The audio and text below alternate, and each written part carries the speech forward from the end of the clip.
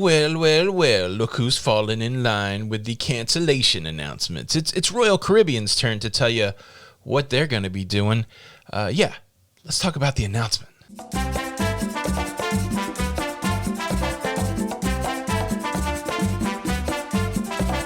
Hey, what's up, everybody? Welcome back to Lido Loca. My name's Tony.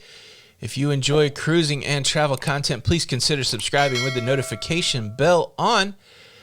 That way you're notified when these videos come out. Well, last week, CLIA, the Cruise Line International Association, announced an extension of the voluntary ban on cruising until September the 15th. Now, CLIA is a trade industry, a cruise industry representative. They represent all these cruise lines here. And yes, so you would suspect that all of these cruise lines would be following the same guidelines, but each of the cruise lines seem to be making their own statement. Yesterday, we had Carnival announcing their extension, their voluntary ban extension, all the way to September the 30th. So they went beyond what CLIA had announced, and now Royal Caribbean out with an announcement today. It is June the 23rd, 2020, just to give you some historical context.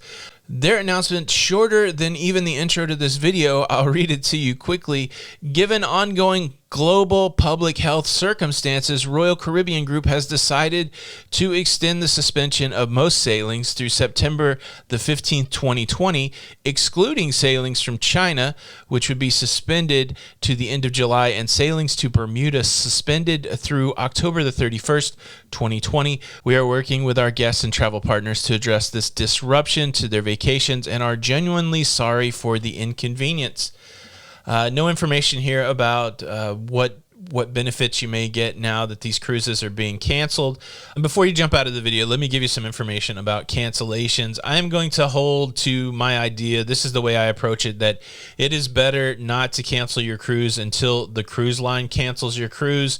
This is the best circumstance if you want to get your refund back without any cancellation fees.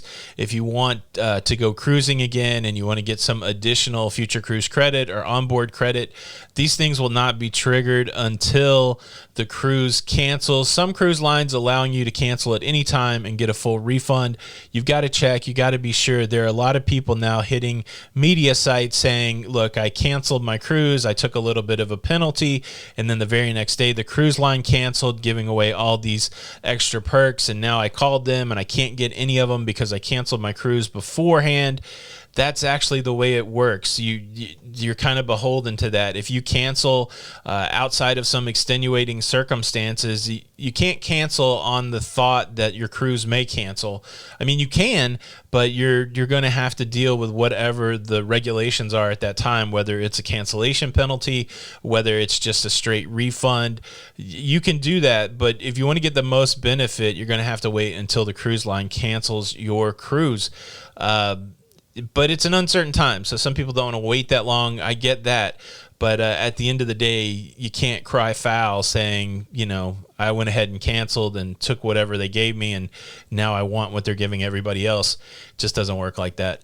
A lot of options if you're going to cruise again in the future, 2021, 2022, you're pretty confident about that.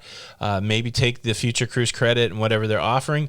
But like a lot of people, if you'd rather have the money in your bank account, I know I've had moments where that's where I'm at. There's a lot of things to weigh out, but I guess the big nugget, the thing that I do want to share is that if you cancel before they cancel you, you are not entitled to any of what they're going to be giving people after they cancel the cruise. You just got to go into there. Just got to go into that with your head up and know that that's the deal. I don't know. These people that are reaching out to the media outlets, maybe the media can put pressure on them and they can get some sort of something, but they're not going to do that for thousands of people. And there's really no system in place to say, okay, who canceled 3 days ago? How do we bring them back into the fold? It doesn't make sense anyways. Hopefully that's news that you can use, but the big takeaway, Royal Caribbean falling in line with the CLIA announcement, and again, the thing that we have looming is the expiration of the no-sell order on July the 24th from the CDC. Will the CDC extend?